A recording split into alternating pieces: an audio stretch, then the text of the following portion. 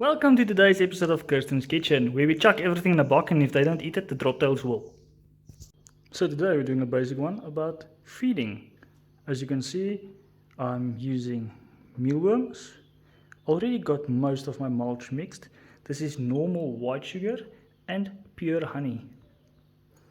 I use bovril to give them some protein, red food coloring so I can know if all the pupae got food, and then peanut butter for some extra protein, and of course crickets.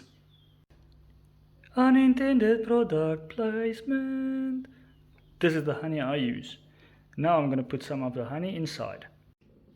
Now because I have quite a few colonies, I put around a tablespoon of honey inside.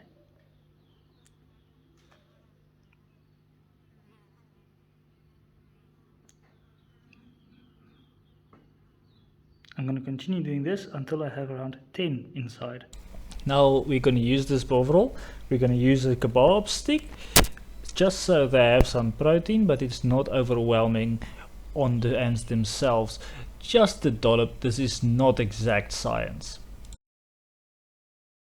Now this is the hardest part of the story, getting some peanut butter into my little mortar and pestle. Now this is the actual reason I started making this video. Red food coloring.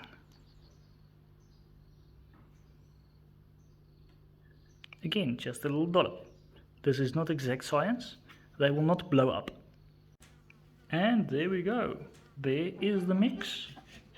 Just for goodwill, I put some water in. Keep it nice and get it nice and moist. Now I will do the mixing. Now, because I've got 15 queens in founding and small colonies that are also eating from this at the moment, I'm gonna 2, 4, 6, 8, 10, 12, 14, 16. Now we just cut off the earwig side with the cotton and we soak it in the mulch for those queens to get their sustenance. There you go. The fully soaked cotton has this nice red sheen.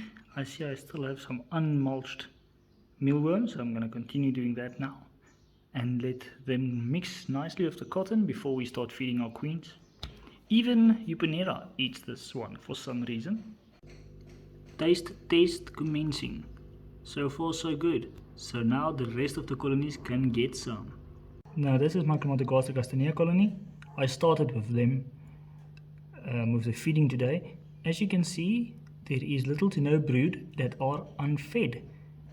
And you can see the little bright red stomachs as they're getting fed, because yes, that is why I color my food.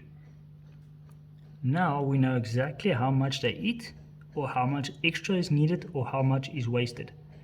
I prefer to waste food than to underfeed a colony. You can actually see the social stomach of the worker filling up with the red colored food.